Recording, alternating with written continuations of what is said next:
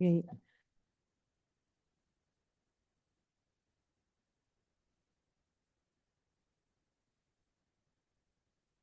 Okay. Oh. Sige, okay lang pa.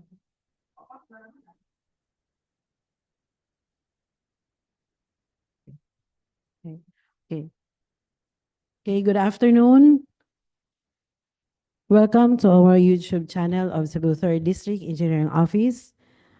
We have our pre-bidding this afternoon. So before we start, let's have our prayer first and then please stand.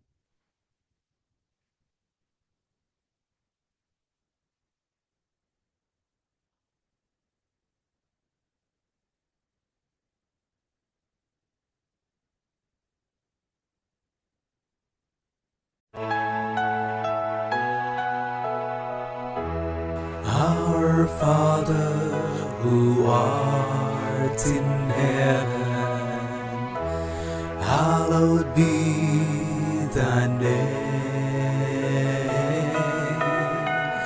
Thy kingdom come, thy will be done on earth as it is in heaven. Give us this day our daily bread,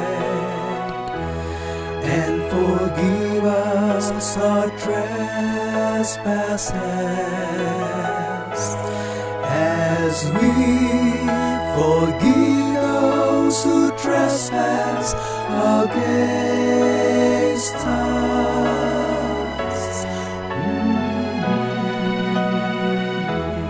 And lead us not into temptation, but deliver us from evil.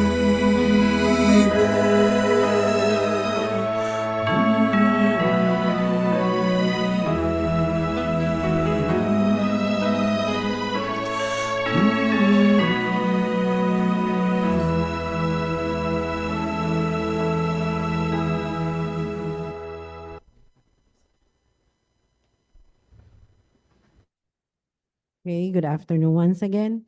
So to begin with, I would like to introduce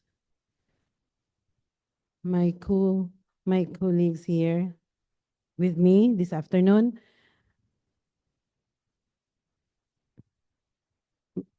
With me, Engineer Dali Almirol, the back Vice Chairman and Chief of Construction Section at my right. And on my left is Ms. Chandris Abduhan, is a back member, is a Chief of Administrative Section. And next to her is Mr. Arnel Serial, is our back member in user for goods. And me, myself, Engineer Lisel Amamio as a back chairperson. So I would like also to acknowledge who attended this afternoon online. We got Protect Security, represented by Aji Bawiga. And also, Hi, ma'am. Good afternoon. yes, good afternoon. And also with us this afternoon in this room is Mr. Roel Libonfasen. He is also represented by GIP Protect Security. And we have also Percab Security, represented by Eileen Mapang, who is in online. Hello, good afternoon, ma'am. Yes, good afternoon. And third and lastly, we have Miss 7 Security, represented by Ira Enriquez. Good afternoon. Hello, ma'am. Good afternoon po. Okay, good afternoon. So, our pre-bidding conference this afternoon is for our contract ID number 25 GHF 0003 which is the procurement of security services at Cebu Third, at DBWS Cebu Third District Engineering Office for CY 2025 to CY 2026. And the approved budget of this contract is 2,243,762 pesos and 15 centavos. And it is which is the effectivity, I think this is for June 6, 2025 to June 5, 2026, with the approved contract duration of 365 calendar days. And this is also, we're also having our opening of bids on May 28, 2025 at this office at 2 p.m. So on this regard, I would like to request Mr. Arnel Silior, our pullback member, who are going to discuss about on this and then our activity this afternoon. So go ahead, Mr. Silior. Good afternoon, everyone. For our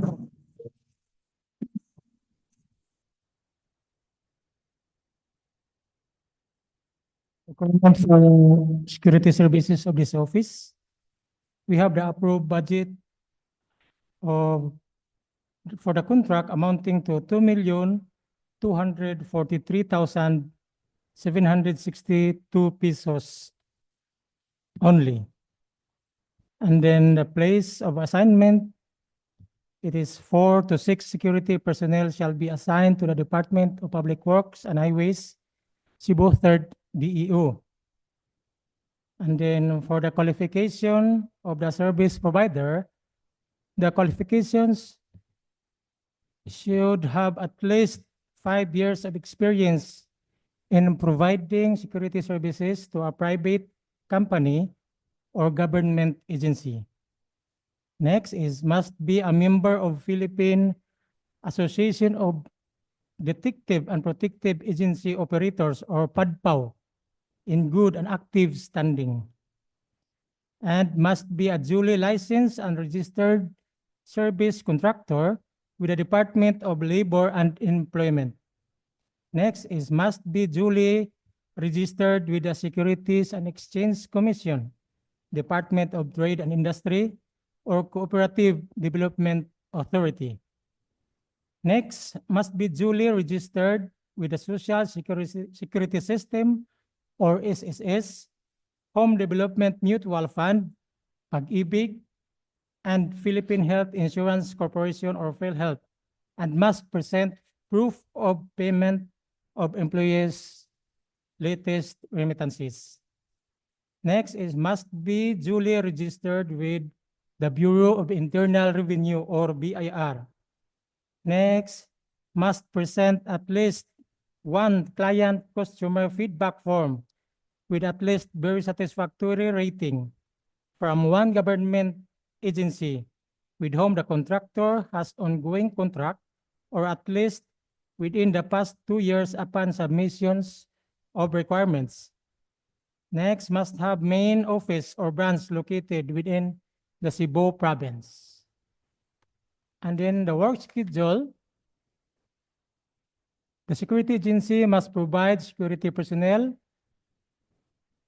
One will be designated as the head guard in DPWH Cebu 3rd DEO, who shall observe the following schedules. In weekdays, there must be 2 guards from 7 a.m. to 3 p.m. 2 guards from 3 p.m. to 11 p.m. Then 2 guards also from 11 a.m. to 7 p.m. So for weekdays there must be 2 guards at all times. Then at weekends, 2 guards from 7 a.m. to 3 p.m. 2 guards from 3 p.m. to 11 p.m. and then 2 guards also from 11 a.m. to 7 p.m. 11.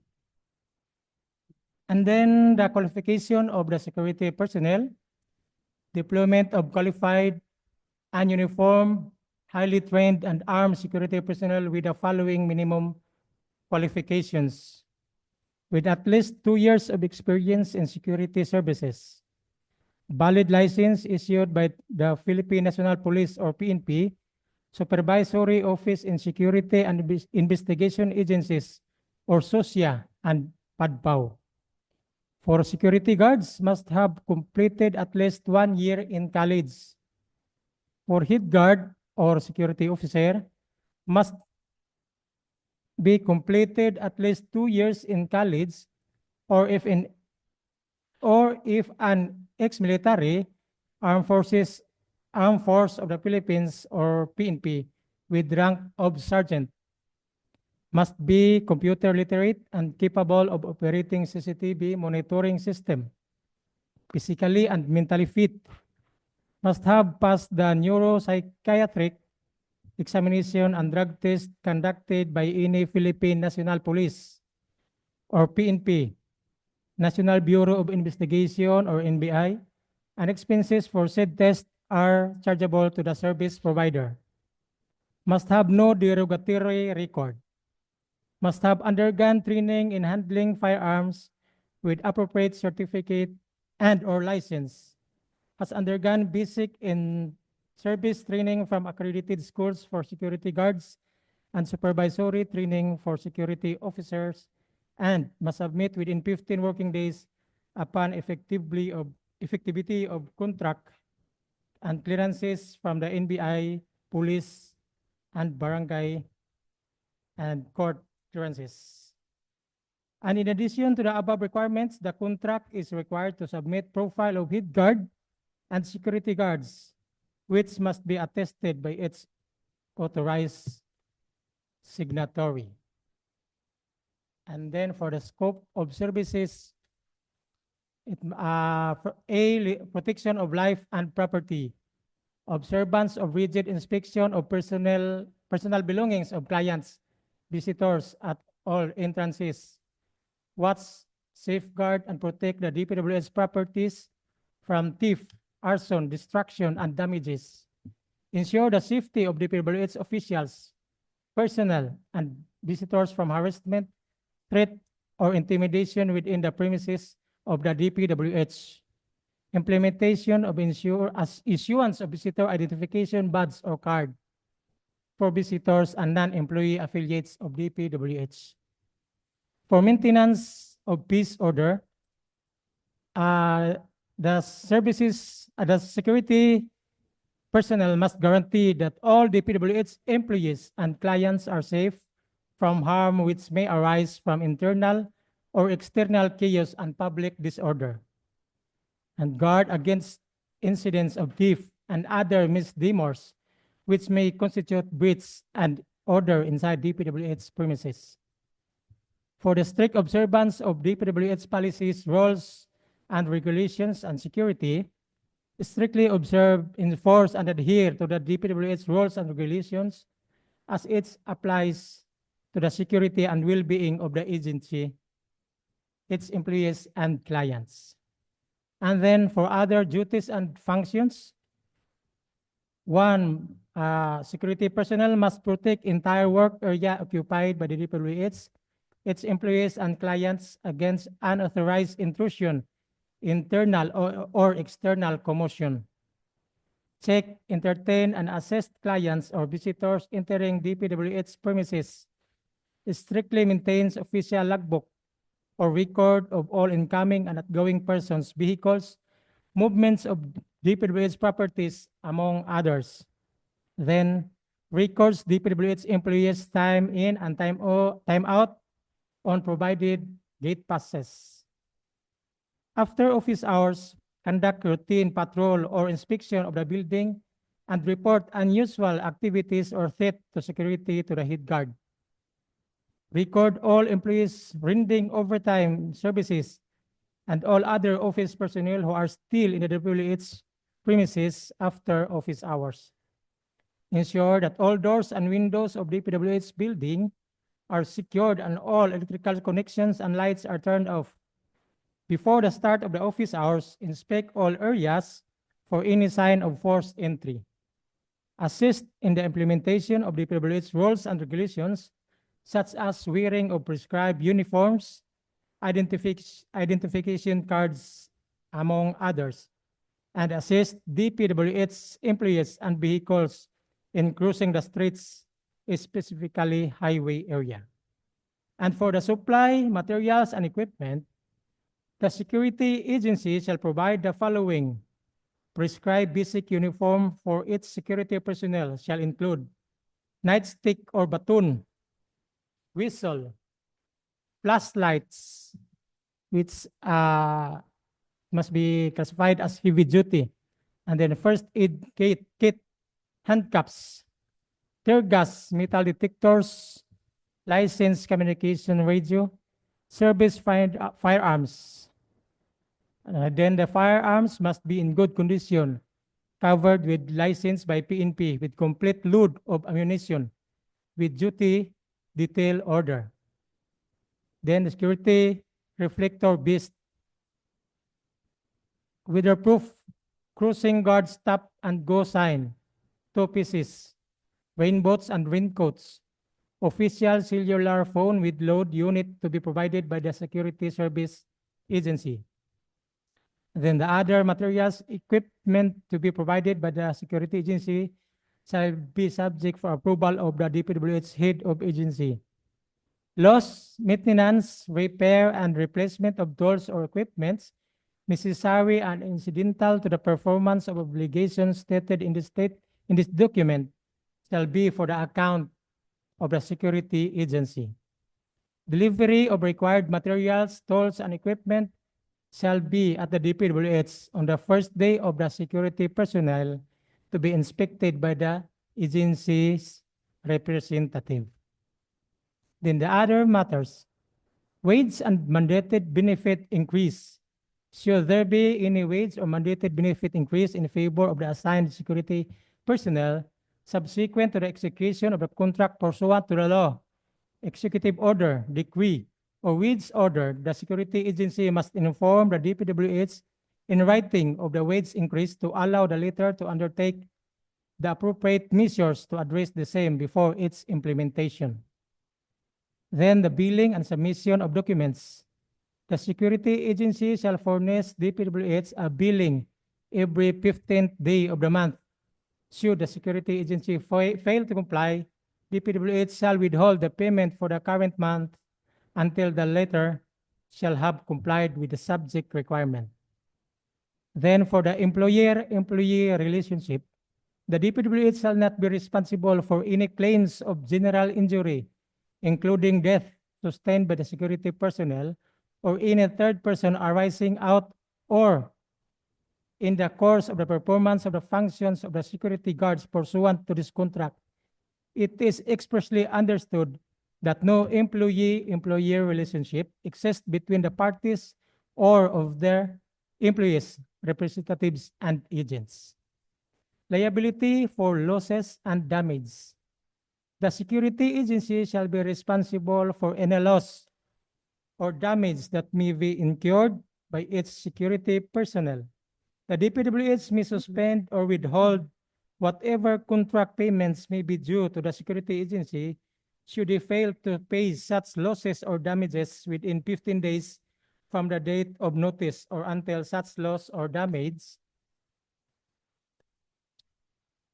shall have been duly paid, restituted, or repaired by the security agency. Likewise, the DPWH has the option to demand payment for the replacement value of the lost properties or its replacement by another at least substantially in the same condition as the former.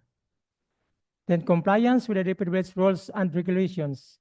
The security agency must maintain effective discipline and full control and supervision over the security personnel assigned under this contract, as well as the manner of performance of their duties.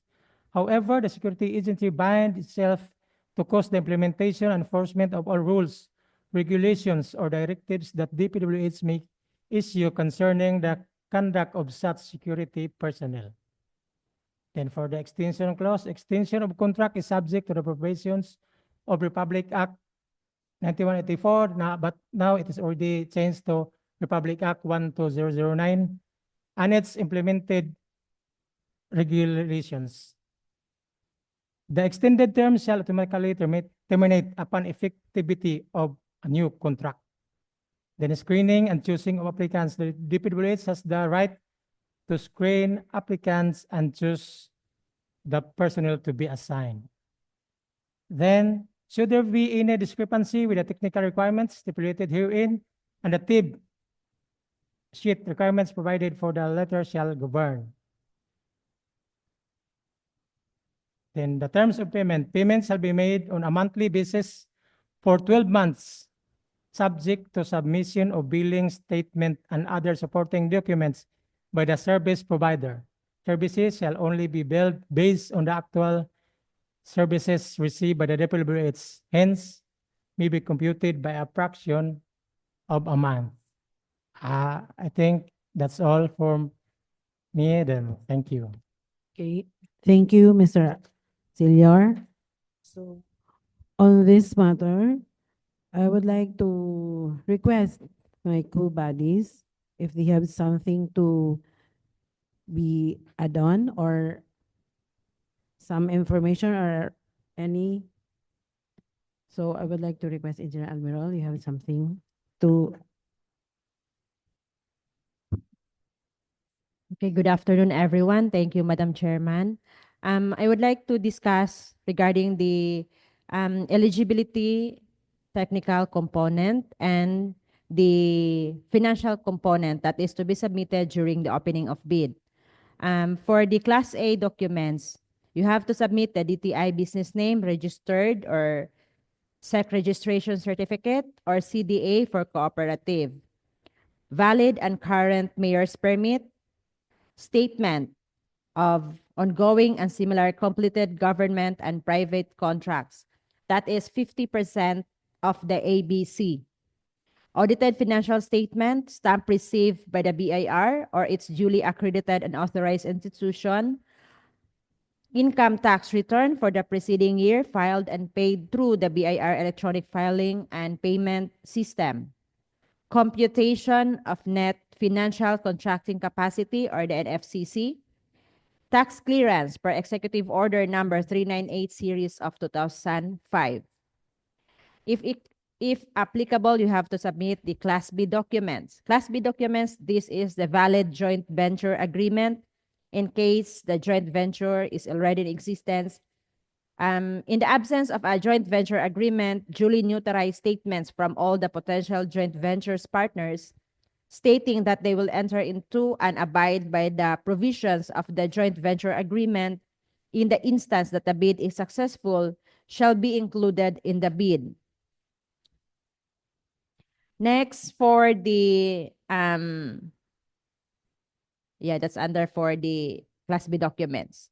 Next, we have to submit bid securing declaration in the form of cash, certified check, cashier's check, management check, bank draft, or bid securing declarations. That is for the bid security.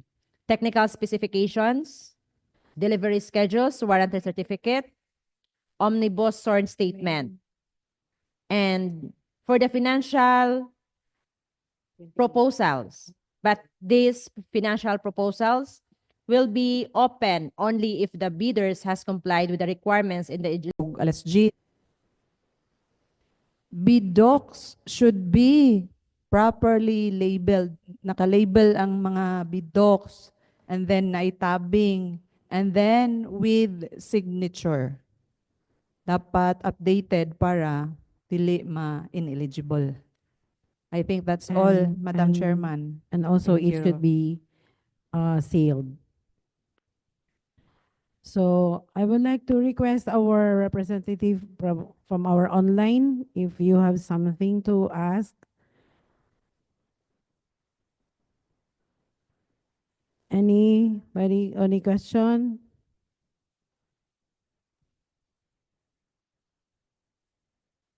No question? Hello, Hi, ma'am. ma'am. Good Good afternoon. Yes?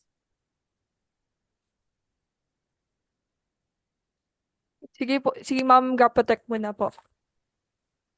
Okay, go ahead, ma'am. Do you have a question? Yes, ma'am, regarding Okay. sa financial statement nga requirement katong stamp and receive by BIR. Starting this year, magud ma'am, ang BIR kay dili na sila mo receive.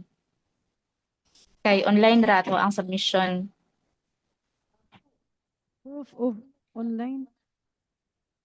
Oh, acknowledgement receipt lang. Hello, ma'am. Acknowledgement receipt of the submitted documents to BIR. Mm, Okay. Sige, ma'am. Thank you, ma'am. okay. Okay, from, Hello, ma'am. Good afternoon. yes, Miss Eileen. Ah, Okay, go ahead, ma'am. ma'am, i-clarify ko lang yung regarding dun sa work schedule. Yung sa third one po, for weekend and weekdays, 11 a.m. to 7 p.m. po talaga siya. Sorry. Sorry, ma'am. Correction. It is 11 p.m. to 7 a.m. That's the Okay, ma'am. third So, shift. bali, okay po. Third shift yan, Three ma'am. shift, ma'am. Correction. Okay, ma'am. Thank you, Uh, ma'am. this is 11 a.m. So 11 p.m. to 7 a.m. So, okay na. Okay, ma'am. Okay. Next question, ma'am.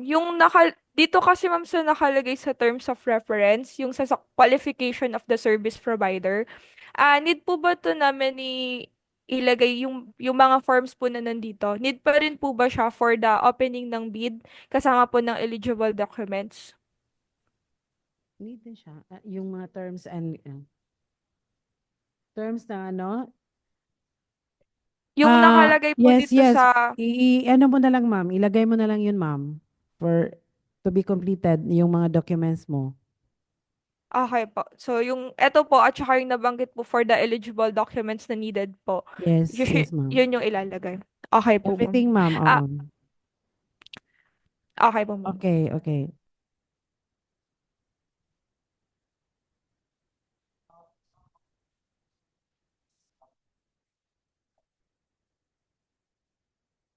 Saan sa'yo gamitin?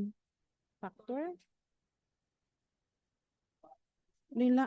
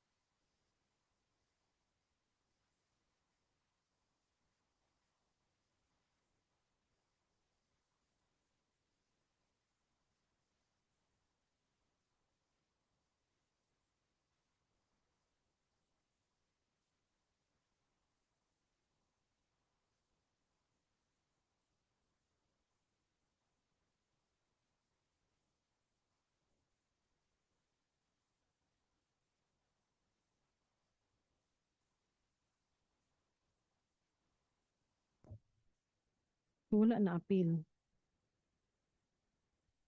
Wala ni na appeal sa missing. Palawa. Kasi nag-compute.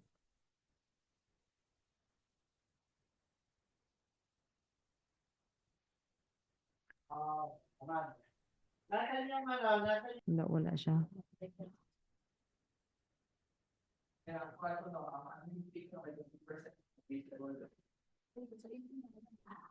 Yung admin fee is not shouldered by by this office, or rather this in our in the government. I think the admin fee is shouldered by the service provider. In addition to what our back chairman has discussed, the ABC for this contract is 2,243,762.15. So, if you are going to bid according with the term of reference that we are also posted in the PhilJEPS and DPWH website, And then, bali si contractors or si service provider will quote as to the computations of the with regards to the holidays and the administrative fee. So if you go above with this ABC and no one will drop their bid on the opening date, meaning we will have to reschedule or we will have to evaluate our ABC with the corresponding rates that is we have right now. So if we have a failure of bidding, this coming off bidding of bid, so we will evaluate with our ABC that is posted in the field JEPs and DPWH. That's all. Thank you. Okay. Okay. Okay. So, mm-mm.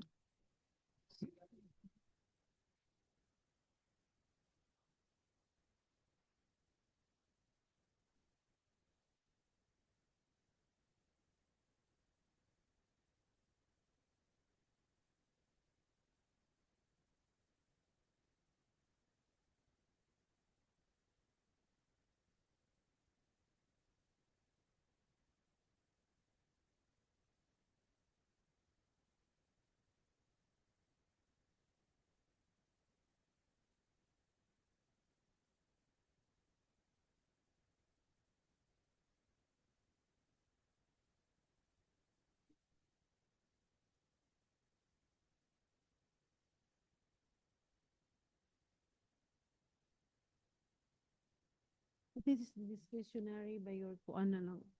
Kung 20%, wala man na sa ato din he.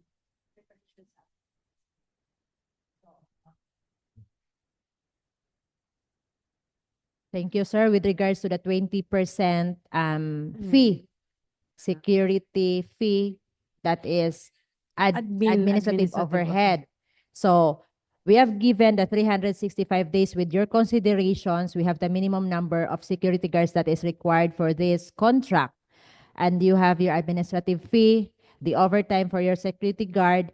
If your computations will be above our ABC, so no one will drop this coming opening of bid, so we will have to reconsider since as of this moment, we cannot change the ABC ABC. that we already posted.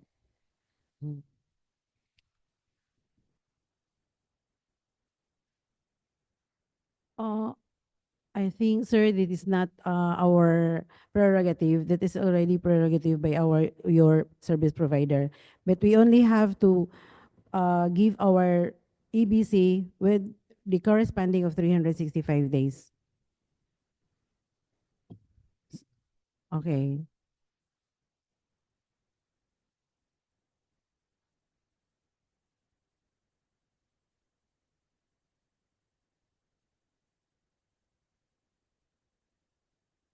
Ako na discuss. Ikaw na lang. Ganina. Sige, ikaw. So yes, I am the one who will answer your question, sir, since I am the one discussing the requirements. Yes, sir, you have to attach. That is part of your experience, 50% experience of your ABC. And how can we evaluate or verify if that is your experience if there is no attachment? So in that case, you have to attach the notice of award, notice to proceed, the contract. And if it is experience, meaning for the completed projects, you have to attach the certificate of completion. For ongoing contracts, you have to attach the NOAA, NTP and contracts. Yes, also with the NTP, so we can also evaluate if kuan ba po siya kanang within the period pang inyong kontrata. You have to attachment there the completed and the ongoing contract. So ni full siya sa ongoing of I think that's what you asked for the ongoing. You have to put it in the ongoing.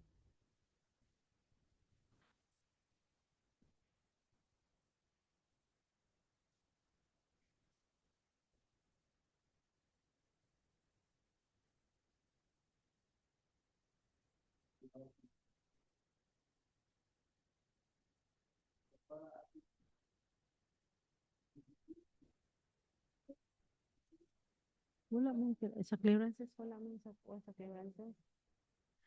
The On that regard, sir, we all just follow all the issuances and the guidelines of this office. So anything that you're going to attach or your requirements, so I think we cannot require it to attach during the bidding.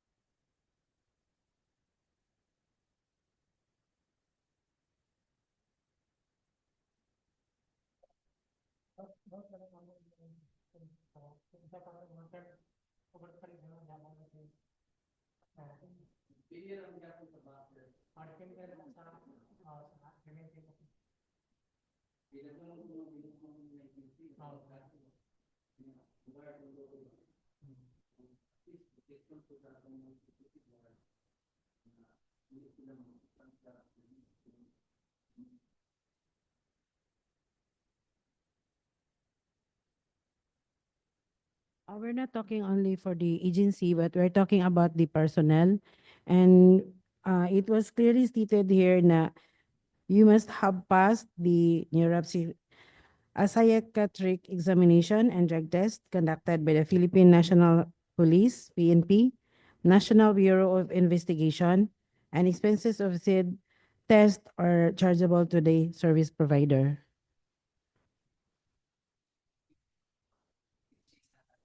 Well, so that's why this is an reiteration with our terms that we only have the personnel, not in the agency. Okay. So on that query, sir, I have to have to carry na lang po in that regard. So I think this no more. I think that this be all this afternoon and see Hello, you ma'am. on uh, Ma'am, sorry, habol lang po. The question is, yung head guard po, yung one head guard po ba is kasama na po siya dun sa 6 guards na 2 guards per ship? Or Midguard. bukod pa po yung isang head guard? It is not included. It is not included by our computation, ma'am. That is provided by the service. I think hindi man siguro siya lang may isa on that day lang, 'di ba? Ano mo yan, i-assign mo yan lahat ng mga ano, yung mga saan sila ma-assign, 'di ba? Sa lahat naman hindi lang isang office. So we only have our computation for 6 So guards. yung tinutukoy niyo is yung inspector na magmo-monitor dun sa mga guard na naka-assign po for the DPWH Toledo. Oo. Okay, ma'am. Sige po. Okay. So 3 shifts. Oh. So mm, okay. So anything you want to clarify? No more? I think we're already done and no more questions. So let's let's end of this activity. So good afternoon and have a nice afternoon.